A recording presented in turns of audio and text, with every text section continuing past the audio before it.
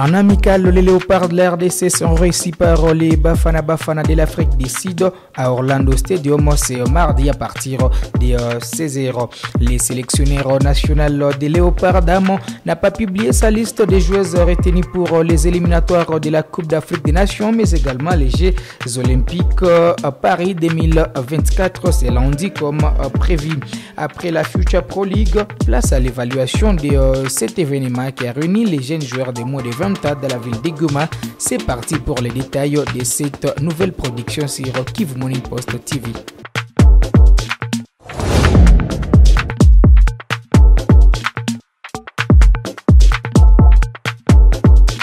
Kivu Morning Post TV va rester la référence du sport au pays. La preuve. Salut les amis, moi je suis Jimmy Mwindo, cycliste international. Suivez-nous sur Kivu Morning Post. Allez. Je suis Jackson Lunanga, international congolais. Je vous invite tous à suivre les sports sur Kivu Morning Post. Je suis Jacques Kianga, journaliste et sportif basé en RDC, en direct de Kivu Morning Post.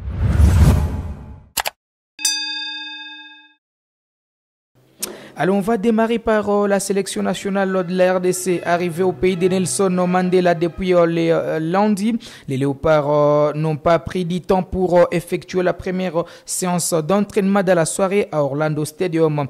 Les Congolais seront réussis en amical contre les Bafana Bafana. C'est mardi à partir des 16h heure de Kinshasa, 17h heure de Goma à Orlando Stadium à Soweto. 24 joueurs ont pris part à cette séance d'entraînement.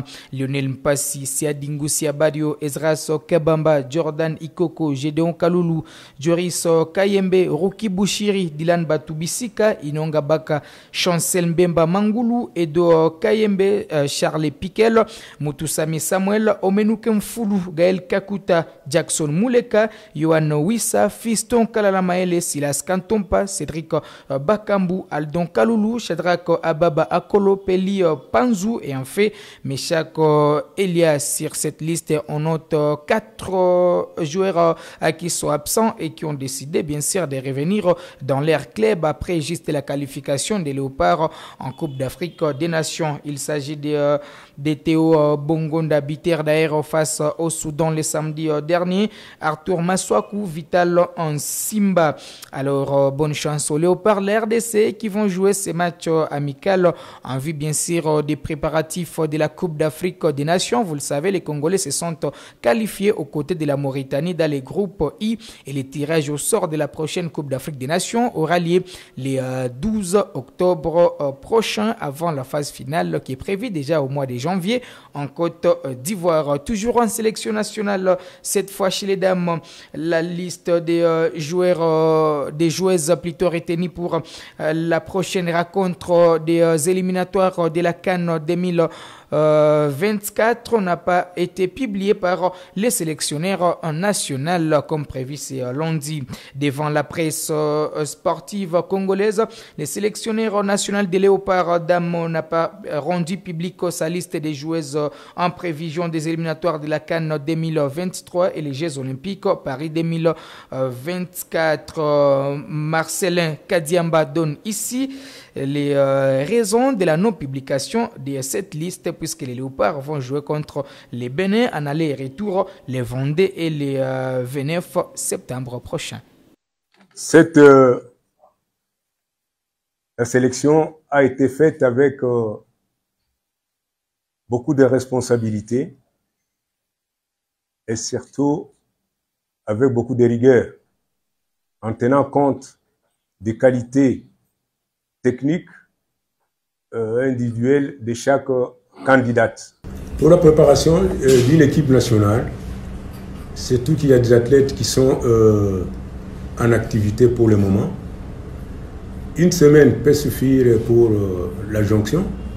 Une semaine peut suffire aussi pour l'automatisme et la cohérence par rapport au niveau des athlètes.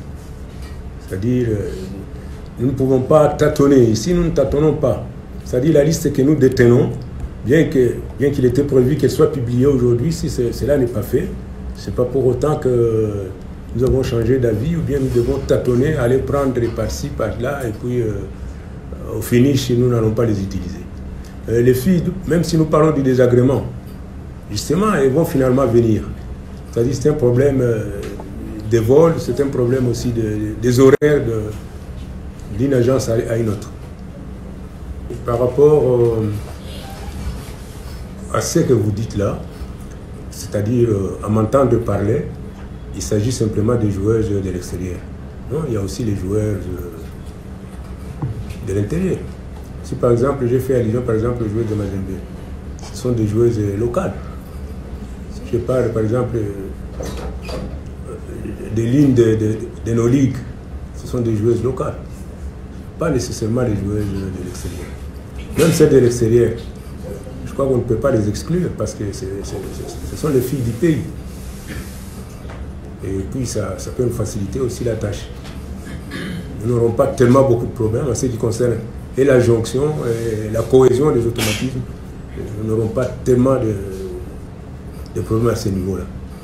Allez, on va enchaîner par le football, cette fois de la ville de Goma. Après la clôture de la Future Pro League, un tournoi de détection qui a réuni les équipes de la province du Nord et du Sud Kivu sous l'œil vigilant des recruteurs de la Gantoise Ayrton Berlin, mais également Monaco, place à l'évaluation de cette compétition. Initiateur du tournoi de Future Pro League, Hugo Kasuku revient sur ce qui a été comme organisation, mais également l'objectif des Future Pro League dans l'avenir.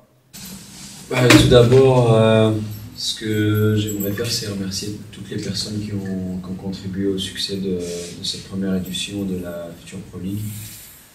Je pense que tout ce qui a été mis en place, tout ce qui a été fait n'aurait pas pu être réalisé si plusieurs personnes n'avaient pas donner du temps, de l'énergie, mis des moyens en place et aussi apporter leur contribution au niveau des capacités d'organisation et énormément de choses que je pourrais pas citer ici parce qu'il y a eu vraiment beaucoup d'apports, mais par contre ce que je tiens à faire, c'est remercier les sponsors, remercier nos chers invités qui sont déplacés de loin pour venir jusqu'ici dans des moments où on sait que la situation n'était pas des meilleures, mais ils ont quand même fait l'effort de venir. Donc je les remercie aussi eux.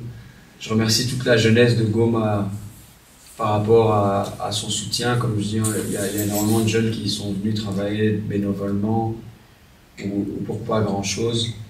Des gens qualifiés, qui ont des très grandes qualités, qui ont su améliorer le tournoi de manière générale. Et je remercie aussi le public de Goma pour s'être comporté de manière exemplaire. En fait, comme j'avais dit dans la conférence de presse avant le tournoi, c'est notre image qui est en jeu. Je pense que le monde entier aujourd'hui nous a regardés et continue à nous regarder. Je pense qu'il y a encore beaucoup de choses, de sujets qui vont apparaître dans différentes chaînes internationales, etc. Et eux aussi vont véhiculer maintenant l'image qu'ils ont vue ici à Goma. Et je pense qu'on peut être très fiers de nous.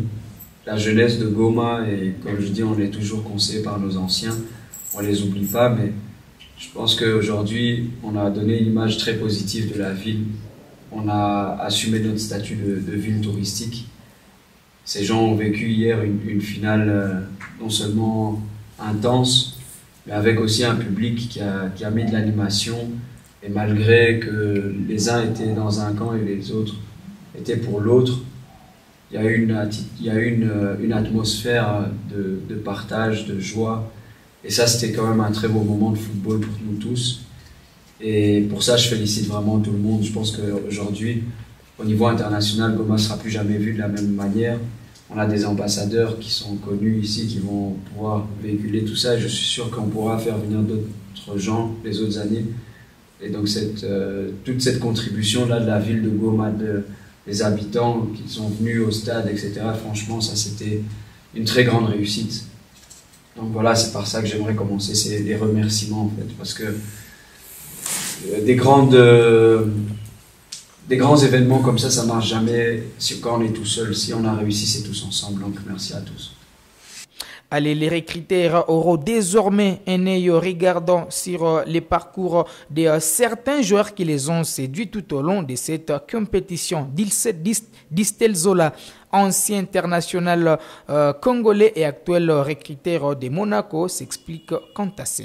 C'est Hugo et vous tous qui êtes là, toute l'organisation, parce que je pense que ça a été 4 jours qui se sont très bien déroulés à tout point de vue. Et pour répondre à ta question, aujourd'hui c'est un processus. Comme je dis, la Future Pro League c'est un super projet, mais les projets ça prend du temps pour bien faire les choses. Donc on est venu, la première étape c'était déjà de voir les joueurs.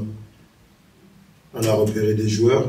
Maintenant pour nous ça va être important de prendre le temps de pouvoir aussi faire notre brainstorming, de faire les rapports à nos clubs.